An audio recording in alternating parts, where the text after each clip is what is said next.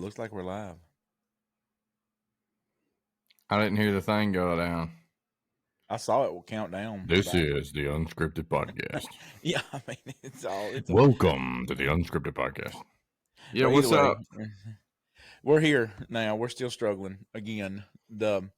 So, Bob, is it hot up there? Dude, it's blazes. Like, we went over to a camp in Alabama yesterday, just over the mountain. The boys are over there. It's the Lord's Church is, they sponsor a camp up this way and got a board and all that kind of stuff. Well, it's where is it at? Like between Huntsville and y'all, or like back towards Chattanooga? It's in Scott. It's like over in towards Scottsboro, Alabama. It's on Gunnersville Lake. Okay. And so, anyways, it's way I understand Lake Gunnersville. It's Tennessee River flows into it, and then they just kind of dammed up a section or whatever. And okay. Anyways, and I may be totally wrong on all that. I don't research a whole lot of things in Alabama. I just know the Tennessee River goes through it. By the way, World Series, big W there for the Balls. Didn't we talk about that last week? We talked about we were going into Game 3. I think we talked about it last week. I don't know. Who really counts? Baseball. Who really counts national championships, right? But it's baseball. Who really cares about national championships? The best of all of them. Yeah. Obviously, North Carolina doesn't care about national championships because they don't win any. So you're right. You're right. They don't win any in baseball. That's right. Baseball. I know. Yeah. Or football. Hey, yeah, I mean, like if this was the 1920s, man, y'all would be the most popular, bunch out there. I mean, man, there'd be people selling peanuts. Or you go back, Cracker Jacks. You go back to the Spanish-American War, and we'd be real popular too because all the fighters, that we sent down there, to protect the Alamo. I mean, you just think about the America hinged on Tennessee, son. And, Bobby, I'm gonna tell you right now, we can have the Tennessee versus North Carolina chat, but let's not have this statehood chat, okay? Listen, what faithfulness is like in defending freedom. So, yes, the American Revolution was won, all right? But then we had to keep it, Mm-hmm. We had to keep it. So, some people are winners. Some people will sacrifice it all, and we'll volunteer. Well, so we're over there at this little camp, and I mean, it's got the same thing. It's pine trees, cabins, craft huts, everything that every camp's got, Standard issue camp. Introduce you to camp, standard issue, the standard issue. Exactly. Right? The package. However, they have a worship area that is indoor and air conditioned. And so I was kind of jamming with that, But anyway, so I went over there to preach last night, and Carson and Coleman are going over to this camp, and we were standing outside, and I said, it's probably just as hot here as it's going to be in Mississippi next week. And I mean, it was blazing, just the humidity. And it has been a smoker too, man. I mean, I looked at when I sat down in Bible class yesterday morning, and I wobbled, my phone vibrated enough to where it came alive, mine set where it turned it up on its side, it'll come on. And it was on the little, instead of the clock screen, I must have swiped it and turned it to the weather screen where it shows you the actual weather here. And so it said, when I sat down in Bible class yesterday morning, it said 88 feels like 105. Yeah. I mean, just like we have these made up numbers. I mean, that's a made up number just to make you feel bad about living in the South. I mean, like heat index is not a real number. They just want you to feel real bad about living in the South. So we're going to give you a number to punish you with it.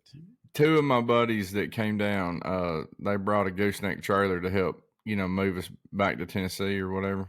Just a bunch of the, homestead and farm stuff that, like how you get a bush hog moved. Well, you ain't gonna load that thing up in a U-Haul, So right. You either sell the bush hog or it's like, well, I got such a good deal on my bush hog, it's worth it to move it. So anyways, you're moving your tractor and all that stuff and deer feeders and junk. And so anyways, Dusty and Steve came down to help move. And I was like, I'm just telling you boys, it's hot. And they're like, oh, we'll be fine. I was like, okay. But because they were going to get here early, get to Mississippi about noon. And I was like, I'm just telling you, we're going to be working out there for an hour, But anyways, they still talk about that day. They're like, that is the hottest hour we have ever spent anywhere in our lives. And I mean, these are farmers. Right.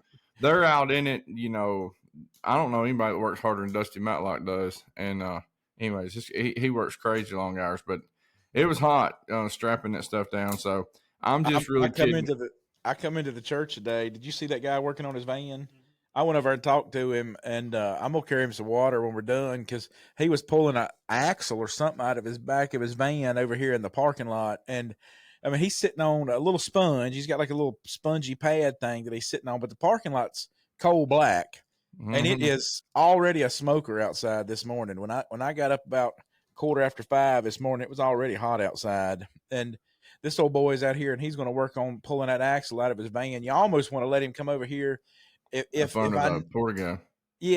knew that it wouldn't turn into one of these like I'd just told him to pull it over here and do it. You get him pull it over and it'll be over for 4 weeks. Yes, exactly. I'll have to bring the tractor. We're real sorry. We can't get this thing fixed. Yeah, exactly. I can see Tom right now. I'm so mad at Chris. I know it. And all the ladies, whenever the rain's coming down, rain on them, and everybody will want somebody to blame. It'll be me. You got this 1994 van sitting over there. Just because I want to teach this guy the gospel. Y'all got to get out in the rain. And I mean, either way, so I just give you a sermon, Chris. You should do it. Like you just need to go do it. I know it. I made a game day decision to let him work over there. But I'll be preaching next Sunday, and then if it's still there, then I'll make sure that I'll save you on some comments or roast you. I'm gonna give him. I'm gonna carry him some water when we're done because I don't care what he's doing out there. He ain't putting in enough water for what he's losing right now. I'm just telling you, there's just no way. Yeah, you need to take him some salt packets too because there's some. Anyways, he's losing stuff, but yeah, it's hot like a. I don't know, but I'm taking care of a buddy of mine. He's which I haven't informed him yet. But I'm taking care of a buddy of mine's animals. He took care of mine while I went out west in April, and then I'm taking care of his now. And went out there this morning. I'm like, oh well, I'll get out there before the podcast. I get up at 5:30. I'm out there by 6. And is it daylight at 5:30 for y'all? Oh yeah, it's daylight at 5 now. So okay.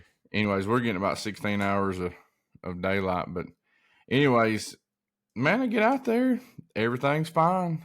Stinking dead goat, I got the chickens alive, the cows are alive, everything's, and there's water there. He's got shade, there's water. I don't get it. So he's just laid over. Is he starting to swell or he's poking his arms out? He was swelling already. Yeah, it's so hot, He had to died yesterday, Poke him. Just poke him. Yeah. Just so then I got so he's up under like the shelter thing. And like a lean-to on a barn or something? No, he's got Dallas had like 2 like little grain bin things, metal grain bins where you cut them in half and then you got, 2 different shelters, Mm-hmm. He's up under this grain bin thing. And of course, unless it's 3 feet in there, you have to get on your knees. Right. And so, of course, I can smell the thing, as I'm walking up. Festering. And so it's like catch a breath and go under. So then I go under and I grab his horn, to drag him out of there. Thankfully, he was, head facing me. Right. I'd have to turn him around, but he's all swelled up and looking at me all crazy. And I grab his horn to pull him in. Huh? You're looking at him crazy at this point. He's dead. Exactly. He's technically not looking at you anymore. So I grab a breath, go in, grab his horn, and I pull it, and his horn snaps in my hand. That's what I was gonna wonder if it snapped off. Yeah, I mean, I was so mad. It's like. So, anyways, I'm like, well, this is for Dallas. Dallas lost like 3 of my chickens while I was out west. So, 1 goat. Anyways. So did he lose them, or did you send him a message like, "Did any of my chickens doing okay?" And he's like eating a fried, like they're great, man, no problems. Great. I think you're down 3 though.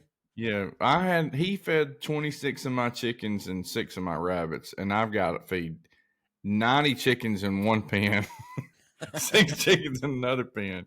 It's cows. And anyways, he was talking to me last week. And he's like, "You rethinking this whole trading up thing?" I was like, "No, it really ain't. It's really not any trouble." It's no really different to feed 25 than it is to feed 90 chickens. It's a joy because they're such good people. But so I catch another breath, and so his antler I guess just the shell broke off of it. So there's still a raw antler that's there. That's still hanging on. The little spongy one. It's white and it's Yeah. like it was liquidy. And Yeah, anyway, it's nasty. It's a little spongy thing inside of it. It's like a anyways, cuticle or something. I don't know what it is.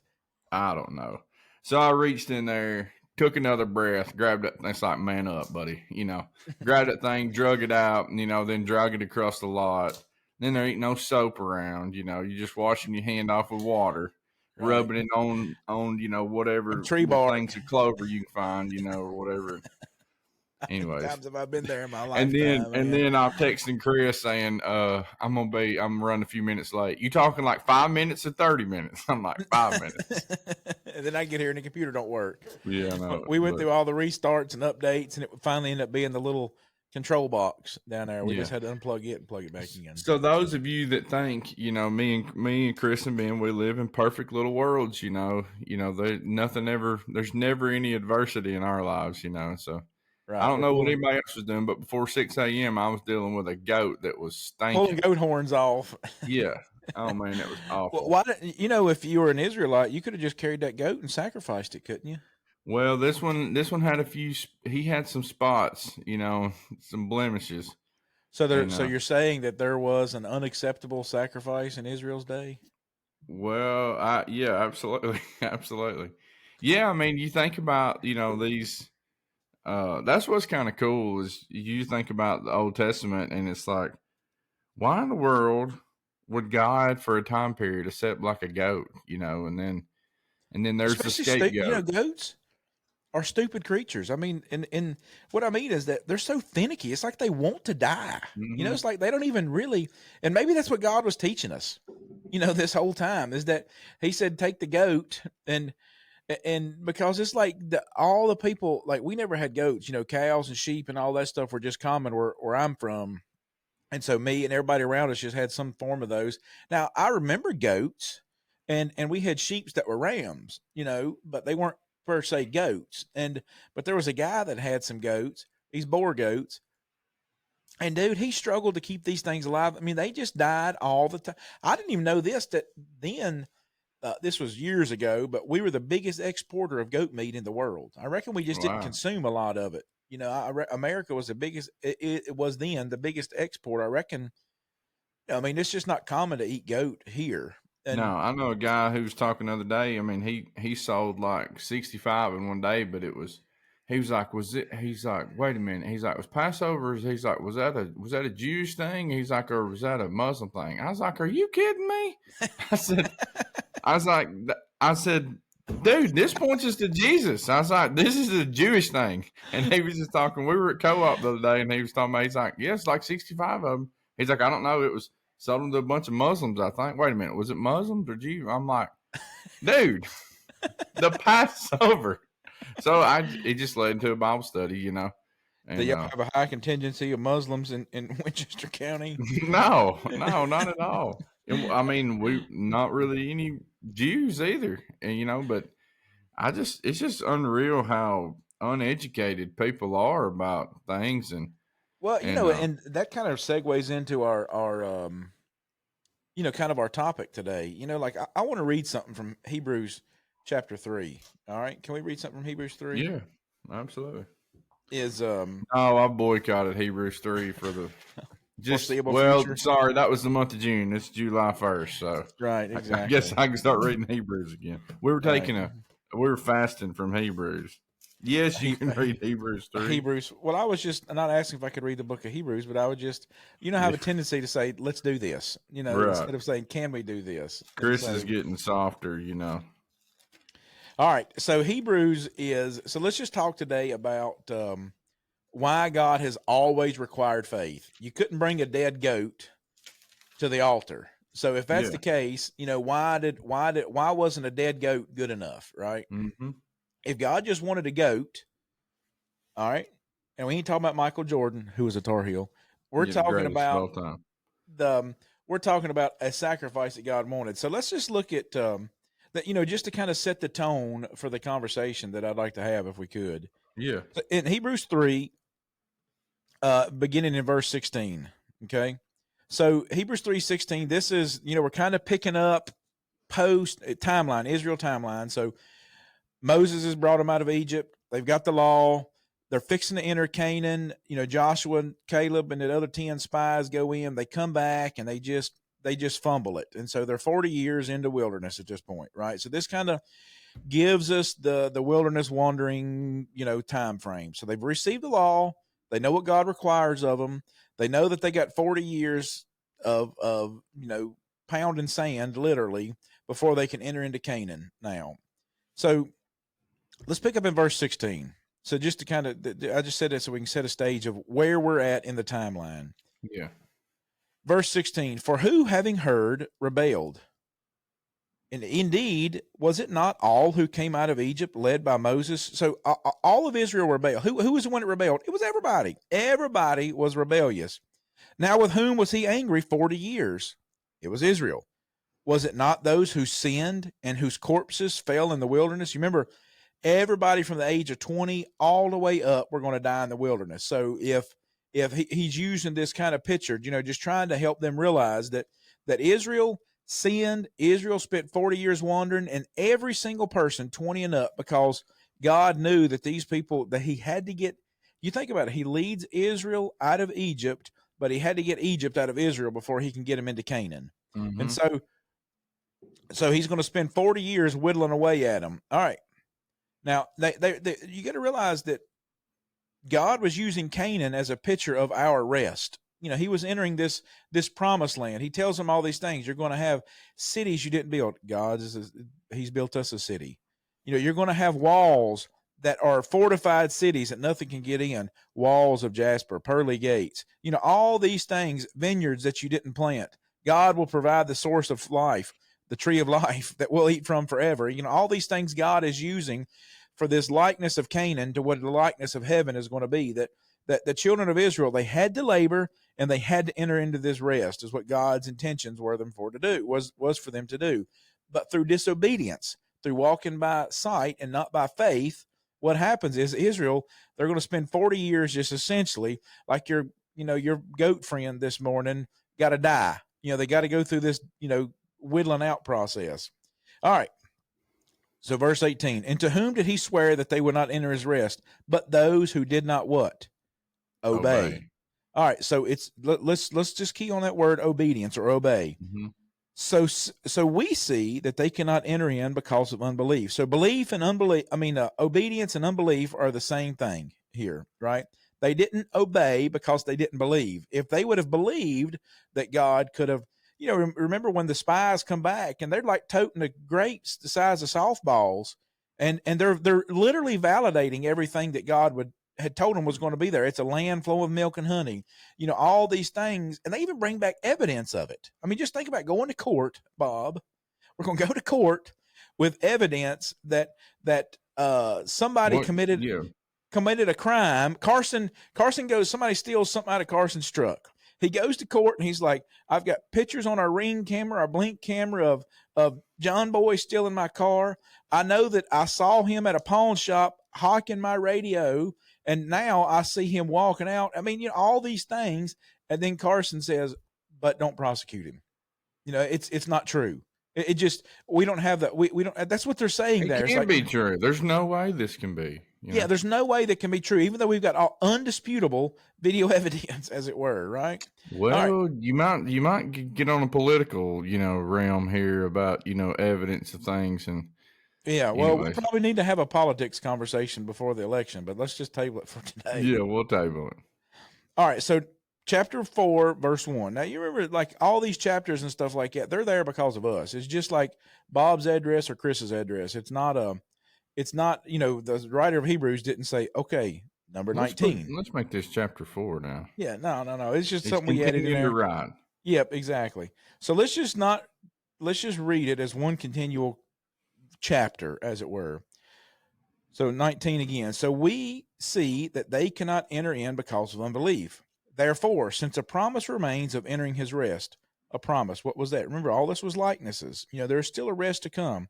Let us fear any of you seem to have come short of it. He's talking to Christians now. There's still a rest that remained. There was a rest that remained. There was a rest for Israel, and there's a rest for us. Yeah, and I want to pause for just a second on that verse, because I've had some really deep studies with people who are just really twisted up in the scriptures, and they're saying that, hey, the Sabbath still remains today, and they're talking about how that the Old Testament law is still in effect, and Well, how he's going to deal with all that. Absolutely, he's going to deal with all that, and the whole New Testament deals with much of that. That's right. And so it was nailed to the cross. Well, anyways, so I just don't want any of our listeners to get twisted up that, hey, this promise that remains, this Sabbath, this rest, is an eternal rest that God is offering for us, and not just a symbolic Sabbath that's today. Anyways, go ahead. Well, and what you're seeing, and that's a perfect commentary with that, because Hebrews 3:16 through 19. Just think about what God is saying. 16 through 19, he was telling them, guys, I'm going to give you a place. You're going to go in. You're going to conquer this land. You're going to have this special place that you can go in, and I'm going to take care of everything. You just got to go in and take it. I mean, the bricks on the walls of Jericho were not there to keep Israel out. It was to make them see that they had to want it bad enough to go inside.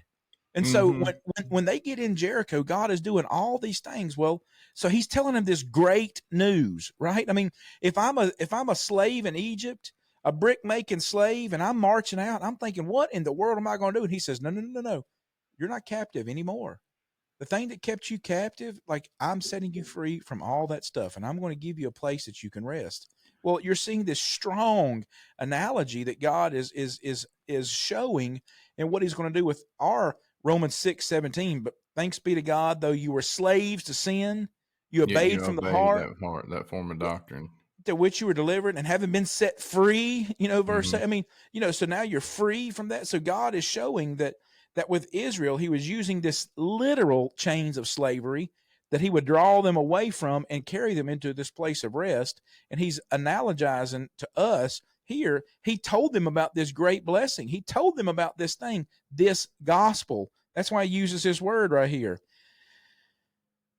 Verse number 2, for indeed the gospel was preached to us as well to them. It's not the gospel, capital TH, capital G. The gospel is the one in 1 Corinthians 15, the death, burial, and the resurrection. Here it literally just means good news, because Jesus' resurrection wasn't preached to the Israelites. I mean, it was concealed to some degree.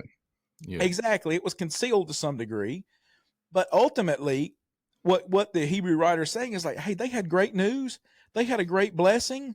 They had all these things that they just had to go in and believe and understand that God could conquer these things through them, that God could do these things in their lives.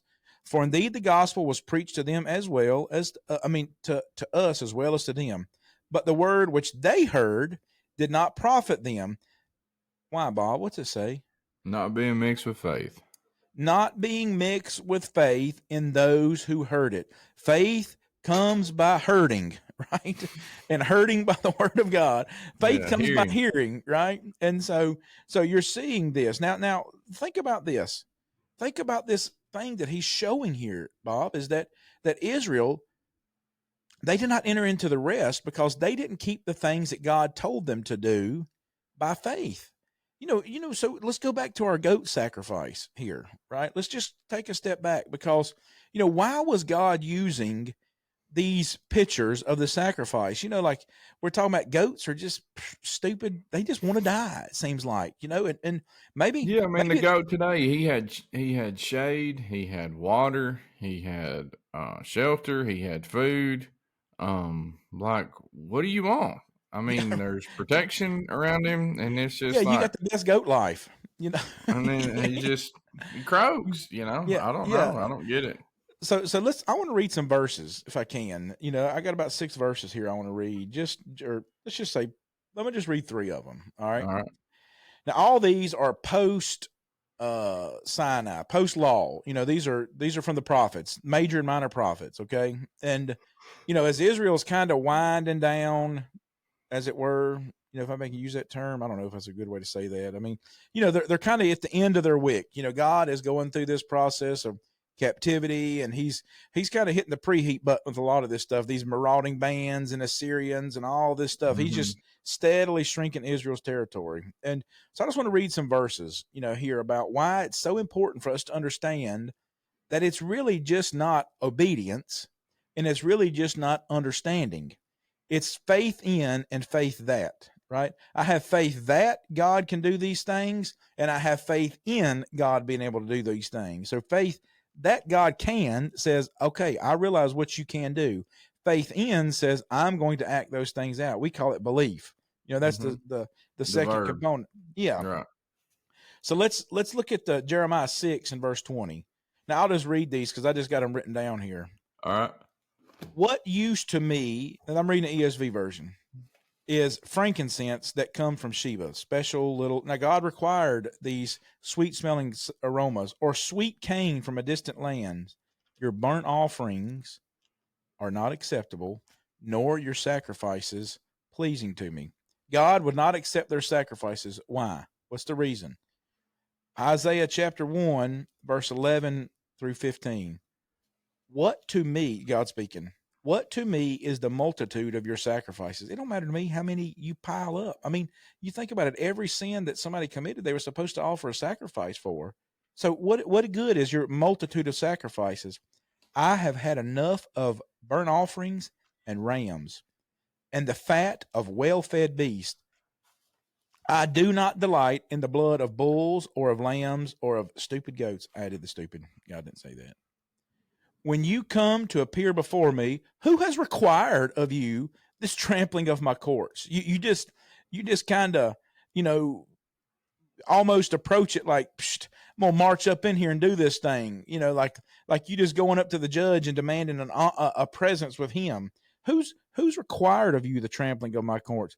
Bring no more vain offerings. I mean, if it was just, now let's just think about something, all right?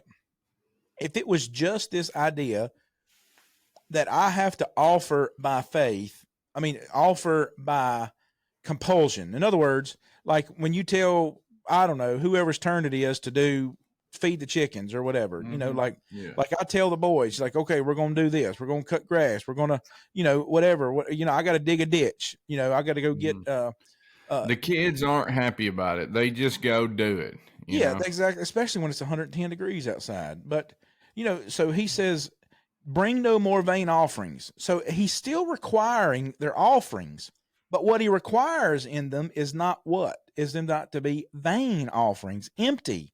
That means of no substance. Vanity is just empty. Like when it says don't take God's name in vain, it just means don't use it in some empty way that has no value or substance to it. Incense is an abomination to me. New moons and Sabbaths, calling of convocations. I can't endure iniquity and solemn assembly. Your new moons, your appointed feast, my soul hates. These are all things that God appointed to them to do.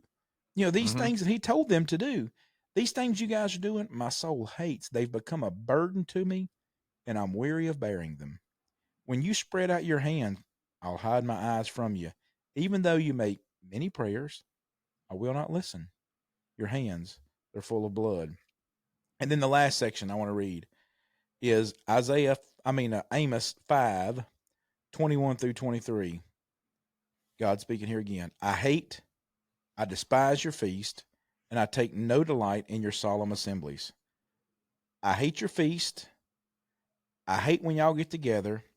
Verse 22, even though you offer me your burnt offerings and grain offerings. Those are the things that God required. They're still offering burnt offerings. They're still offering grain offerings. I will not accept them. The peace offering of your fatted animals. We're not even talking about limp. We're not talking about the dead goat with the spongy horn left, right? That's not what we're talking about. They're talking about the peace offering of your good stuff now. The fatted animals. There's many times that God kind of deals with Israel because he's bringing them garbage. Like he uses these analogies in the Minor Prophets of you guys bringing me, you have a governor come to your house, some royal person, this important person, and you kill the fatted calf. You bring the best of the best for this governor. Why? Because you want to impress him. You want to get something out of it. You want to make sure you curry favor with him. And so that God's not dealing with that right here. He's dealing with the fact that Israel is offering to him what is quote unquote required of them, a fatted calf, a good stuff. God says in the end of verse 22, I will not look upon them. Take away from me the noise of your songs, to the melody of your harps, I will not listen. Did God require all these things, Bob? Absolutely. I mean, if anybody wants a reference, like here's some, Numbers 28, that God's just kind of going through some of these offerings that they're to do. Numbers 28, verse 3, and you shall say to them, this is the offering made by fire, which you shall offer to the Lord, 2 male lambs in their first year without blemish, day by day as a regular burnt offering. Verse 9, and on the Sabbath day, 2 lambs in their first year. All right. Verse 11, in the beginnings of your month, you shall present a burnt offering to the Lord, 2 young bulls, 1 ram, 7 lambs in their first year without blemish. So you got to offer 2 lambs every day, 1 in the morning, 1 in the evening. And then you got to offer 2 on Saturday. Then at the beginning of your month, you got to offer 7 lambs, and you got to offer 2 young bulls. You got to offer a ram. And then, okay, then when the Passover comes, when the Feast of Unleavened Bread comes, there's the Day of Atonement. There's all these times, the Feast of Tabernacles. When your kids are born, when you sin, when you, it's just constant. If you just want to count up the lambs alone, just start in Numbers 28 and just read 28 and 29. I'm telling you, so I heard Dan Winkler say one time, if you were to read the Old Testament, the Amazon River would flow out of it in blood just from so many sacrifices. It's crazy. And the Amazon, pretty much it's unreal how much water flows just out of the Amazon River. There's enough power in the Amazon River flowing. I don't remember how it's enough to power New York City for like 3 days, and just the power of the Amazon River, like the amount of water that flows. Yeah, I think it flows out into the Atlantic like 100 miles. It's so much pressure it permeates it, and so it permeates the ocean water. You can get fresh water like for 100 miles. That's right. And so it's crazy, but so God offered these. He wanted these animals. He says, "Hey, give me these things." And then, so why would he come back and say, "I don't delight in these things"? It's because of Hebrews 3 and 4. I mean, it's not. Your answer is Hebrews 3 and 4. I mean, the problem was not with obedience in the sense of them doing what God said. Let's go get another lamb. Let's go do this. Yeah, I mean, like you remember in 2 Samuel. Let's look at this verse right here, where in 1 Samuel, where Saul and oh yeah, he didn't utterly destroy him. He was supposed to utterly destroy Agag, and he's like, hey, he's like, hey, I've done this, and Samuel's like, what's this bleating of sheep I hear in my ears? I mean, that's one of that should be on a movie line. They need to get like Val Kilmer, who was the guy of Tombstone, Val Kilmer. I'll be a Huckleberry. Yeah, Bob, he died. Oh yeah, that's right, he died. Anyways, they should. So they're gonna have to get somebody else. They can just get like I could see. What's the Aquaman? Yeah, big old Aquaman. No, I'm thinking more like a cowboy, like. Well, I was thinking Aquaman because Samuel says it. Samuel was a Nazarite. I'm thinking like Sam Elliott going, "What's this bleeding the sheep I hear in my ears?" And Saul's like, "I've done it." Cute looking, beautiful Saul. Taller than everybody. That guy's alive. Yeah, and he's like, well, hey, 1 Samuel 15:22 says it, right? Let's just read it. Which one? Yeah, 1 Samuel 15:22. Yeah, go ahead. It reads it, and it shows this idea that, afterwards, because, Saul tries to make this excuse, like, well, I'm going to, I didn't obey the Lord. I understand. And then, well, it was actually the people that didn't obey the Lord. And yeah. I couldn't beat the briars back. They're the ones that did it. But what we're going to do is we're going to take all the best stuff that we stole from King Agag. And what we'll do is we'll offer it to the Lord. Isn't that what he wants? Doesn't he require by faith? I mean, by him to do these things. And so 1 Samuel 15:22, it says, has the Lord as great delight in burnt offerings and sacrifice as in just obeying the voice of the Lord? Behold, to obey is better than sacrifice, and to heed than the fat of the rams. God allowed the sacrifice as a way to make atonement for what they did wrong. God did not allow the sacrifice as a way that they could do wrong and then make atonement. Samuel says, Saul, the sacrifice was never so you could do wrong. It was because you have, not so that you could. And so what happens is Israel, they're not walking by faith. They're walking by obedience. They're walking by sight. I'm literally taking this goat, this fatted goat. I'm putting it on the altar. I'm doing all the sprinkling the blood on the north side. I mean, all the little nuances that they would have to do. And God says, this thing stinks.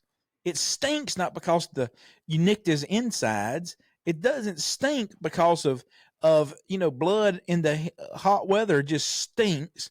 That's not why. It stinks because you have offered it with the wrong kind of attitude. You didn't offer it by faith. You offered it out of reaction to what you think is the right thing to do when it was not. It was the wrong thing to do to get you to the point that you had to offer this stupid little goat.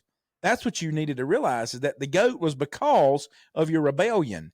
When you realize that, it should pull you away from the rebellion. That goat that you offered, now there was a whole lot of things that were wrapped up in that. I mean, you think about how many goats has that guy got over there? Oh, he just got a handful. There's probably like 10 or so. All right, let's just say that he's got 10. All right. And let's just say he's got 10 goats. Now, if you had to offer that goat as a sacrifice in order to be absolved of your sins, and he's got 3 kids, right? He's got 3 boys. And let's just say he's like me. Now, my boys are at the point, I mean, Aiden's 16, Liam's 14, and Bo's 10. And they are just about to eat me out of house and home. I mean, they're just eating all the time. And so you think about what that goat would represent to your family. I mean, it's going to represent livelihood. It's going to represent wealth to some degree. You know, you didn't have coin money. You know, you swapped in goats, right? Yeah. Abraham is me and Ben know that. You know, what is it you'd ask Kasupa, Ben? You know, what kind of woman is that? You know, when he was on the boat. No. You know, a woman they would. At the pizza for a bride.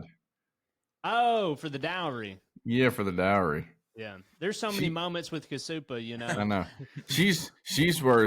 That's a 5 cow woman. You know, she's worth 5 cows and 10 goats. She's worth 5 cows.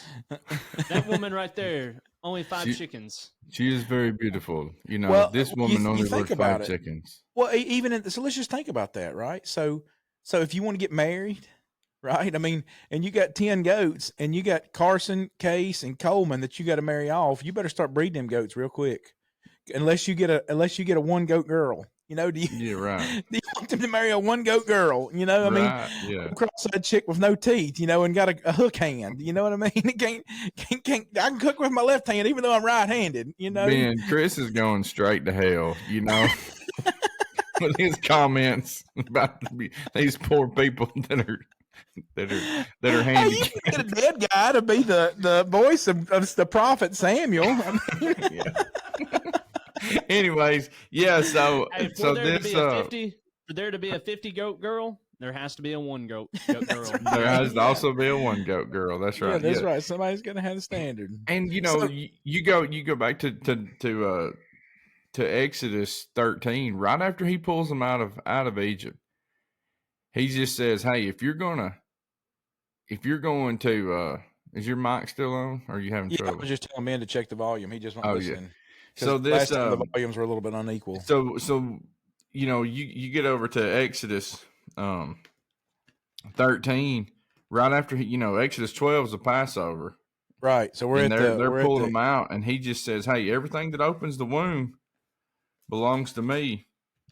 And this is the only verse that I have, you know, underlined in Exodus 13. He says in verse 13, I just got the word redeem underlined just to remind me. But he says Exodus in verse 13, 11, what? Exodus 13, 11 through 13. He says, and it shall be when the Lord brings you into the land of the Canaanites, as he swore to you and your fathers, and gives it to you, that you shall set apart to the Lord all that open the womb, that is, every firstborn that comes from an animal which you have, the males shall be the Lord's. But every firstborn of a donkey you shall redeem with a lamb, and if you will not redeem it, then you shall break its neck. And all the firstborn of man among your sons you shall redeem. And so they had to kill a lamb for their boys, but also, if the only animal that God would not allow to be sacrificed to him was a donkey. And he says, if you want to keep your donkey, you got to kill a lamb. And you just think about that, like that's why some people, it's the most humble animal, because God wouldn't accept it. He wouldn't allow it to be sacrificed to him. And you got to break its neck unless you're going to kill a lamb. Well, then to think about us and our, that's the animal that Jesus rode into Jerusalem on whenever the Lamb of God redeemed our donkey moments. He redeemed that donkey when he rode into Jerusalem on, and then you got the cross on the back of every donkey. Yeah. And so you look at that snapshot then, right? You see this snapshot that you see that Israel had to, by faith, offer these sacrifices, right? They had to understand. So number one, they had to herd, right? They had to hear, right? They had to hear what God wanted them to do.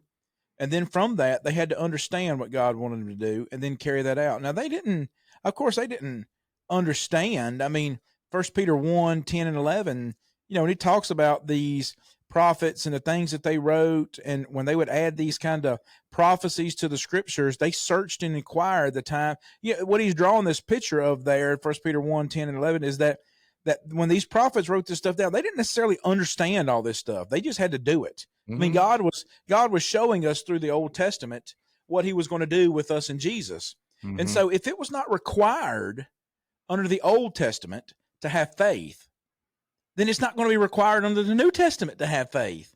I mean, the Old Testament required. It's always been required. And so even in the Garden of Eden, they still had to walk by faith. Faith comes by hearing, hearing by the word of God. And that's right. And so Adam and Eve. What did God tell them in the garden? Yeah. Adam and Eve, you shall, don't eat of the tree of the knowledge of good and evil, for when you do, you will surely die. Satan comes in and changes one word, and he says, you will not surely die. So they had to walk by faith. They didn't understand death. All they had to understand was obedience. And that is what biblical faith is. Walking by faith is an obedient faith that not only does what I'm saying, but it's trusting in what I'm doing. That's right. That's what's going to deliver me. So that's why Adam and Eve remained sinless, is because they trusted in what the Lord said. Now, when they took their own, we pointed the apple the fruit, whatever. Right. That was their moment of sin. Well, God says that Adam sinned first. Mm-hmm. He held Adam accountable. Yeah. Why? Right? Because Adam stopped walking by faith at that point. And so what you're seeing then is that God stopped listening to God and started listening to somebody else. You said God started listening to God. Oh, did I say that? I meant to say Adam. Adam stopped listening to God, started listening to somebody else. Go ahead. Yeah. Adam. You got me all mixed up now. Adam. Well, you were really going to mess up a whole lot of theology, so I'm just trying to. Yeah, I'm just trying to help out. The whole book of Romans from that point, right? So Adam quit listening to God, and so. Yeah, God points at this as this sinful behavior that he does. Why? Because he was no longer listening and obeying what God said and understanding what God required of him. And so what God required of Adam was to stay away from that tree.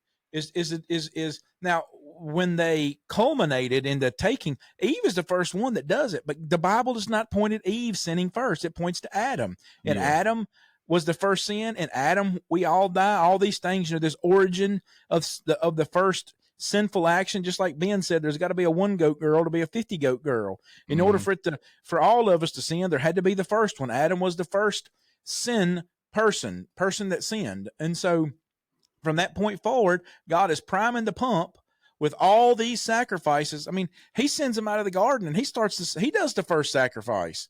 I mean, God is the first one that does the sacrifice there in Genesis 3. And so from that point forward, you're going to see all these sacrifices that God is going to put into place. And it wasn't so that we would have a way that we could sin.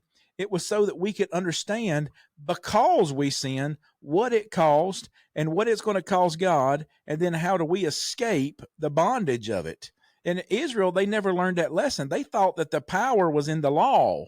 The power was in them the power was in them doing the required, quote unquote, things of the law, or Paul would call them works of the law.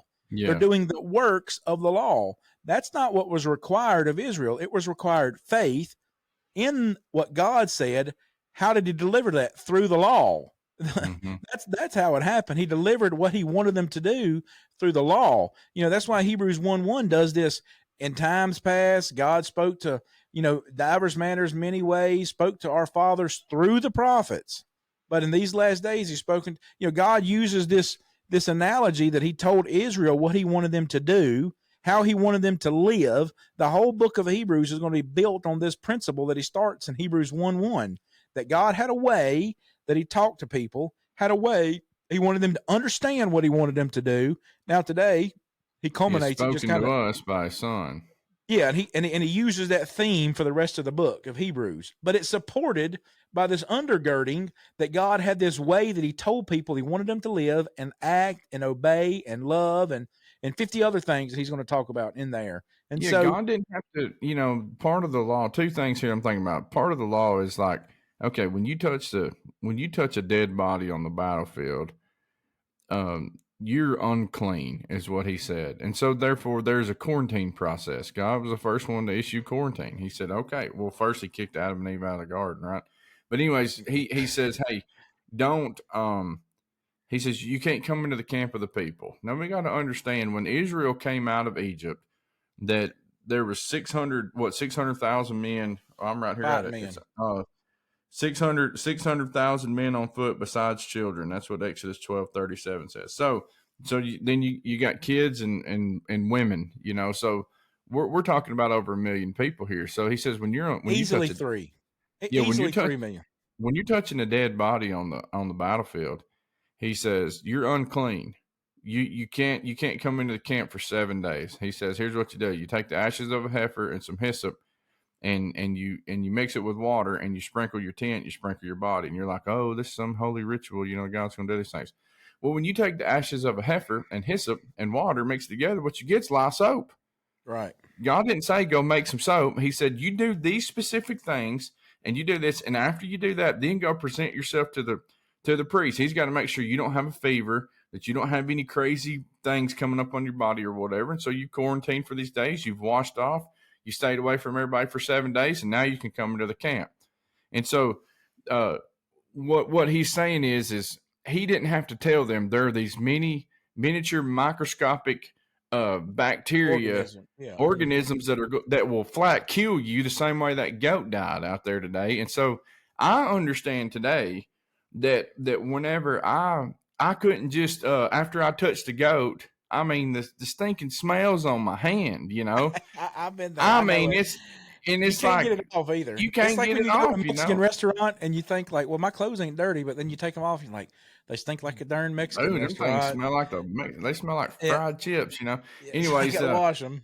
So so I'll go and wash my hand. I understood. I have to, and so like I rinse my hand with water. I'm wiping it on Clover. I have no soap. I realized I need to get a hold of some ashes of a heifer and some hyssop and some water. I need some soap to wash off this junk off my hand. Fat. Yeah. And so then the other thing is this: we today in the church have to be very careful. We can make the Lord's Supper become a ritual that I think if I partake of bread and juice, that somehow is going to make me holy, righteous, and blameless before God. When in reality is because God made me holy, righteous, and blameless before him and above reproach, Colossians 1. That's the reason why I need to examine myself and then let him eat of the bread and let him drink of the cup, because he who eats and drinks in an unworthy manner eats and drinks judgmental. You know, he's eating and drinking damnation to his soul. So if I can get so caught up with going, I have to do these things that I'll travel 40 miles out of my way on a Sunday night when I'm on vacation just to make sure I can take some bread and juice. Is that really what it's about?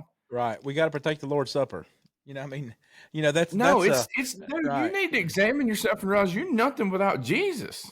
Amen. And so you go back to this idea of Israel.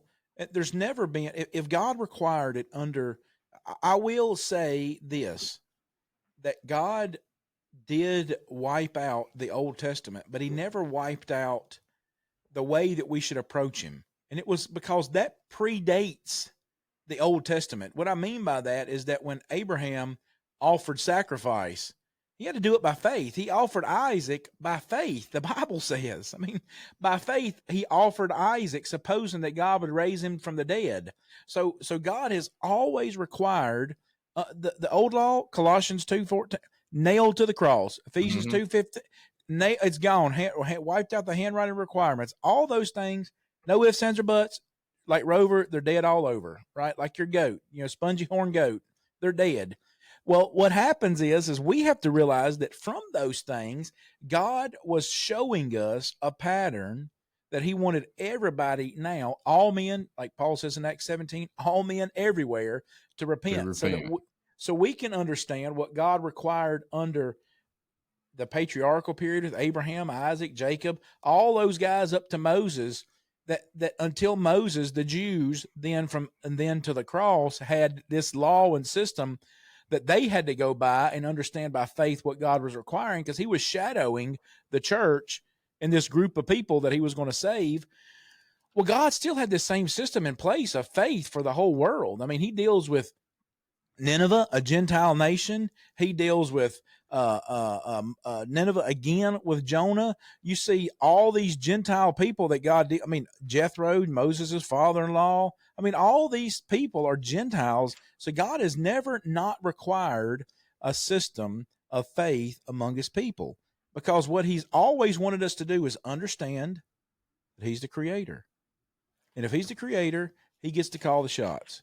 If I make something for somebody, like we're working on a fixture right now for Kohler Industries, the Next Tech kids are building a fixture that will press on. I mean, they wanted to keep going all summer long. And so, a bunch of them come over Saturday, and they worked on this fixture. So they're building a fixture that Kohler is going to use to press on their bearings and drive pulleys on their crankshafts. It'll set in a machine, and this little machine that they're building will hold it, articulate it in a certain way so that they can press on the bearings in this machine. Well, they're the designer of this. They're the ones that created it. Well, now we learned that we have two parts that are a little bit short. So I'm going to call the engineer and ask him, can we modify the part that attaches to it and make it? Now, they're only like 15 thousandths, which is very minimal. But these parts, I want to know if I can modify the part that attaches to it. I'll update the drawing for you. And can we modify these parts to make them where this piece will still fit? Or do we need to throw these two parts away and start over? Either one is fine, but we just need to know what you want us to do, right? Because why? You're the designer. You're the creator of this. We are just the ones that are carrying out your will. Now we have to know what to do because we've done something wrong, because something didn't go the right way, and we want it to work the way that you want it to work. Not if we had our way about it, I'd hand it to them now in raw stock and be like, there you go, you're done. But they don't work that way. They designed it. It's not going to function the way they wanted it to because of error, sin, whatever you want to call it.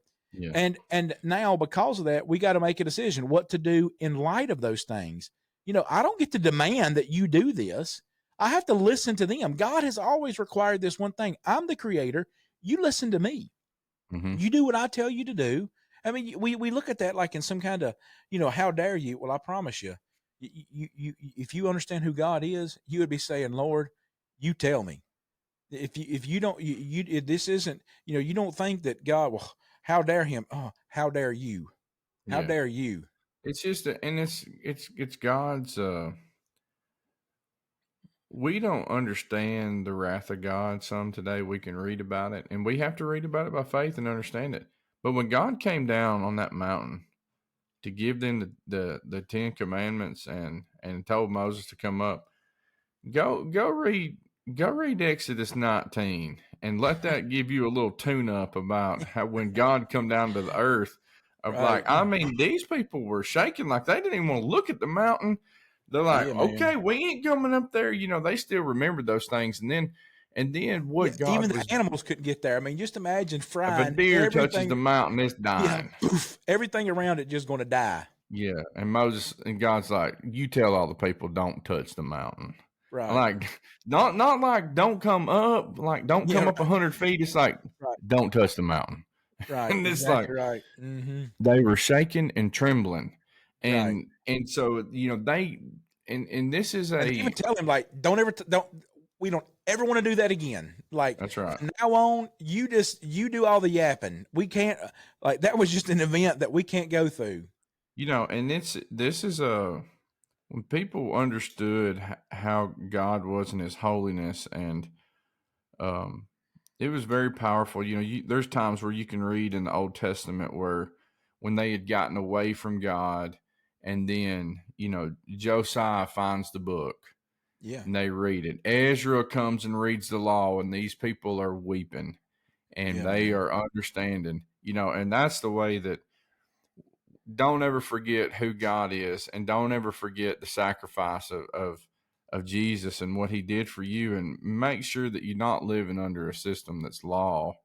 Make sure that you're living by faith. The just shall live by faith. And faith means that you may be doing some things for God that you don't understand in this time, in this season. You don't understand maybe what it is or how it is, but I can just tell you, it's best when you do things God's way. It's just trust and obey. There's no other way. Amen. Y'all have a good day. This is the Unscripted Podcast.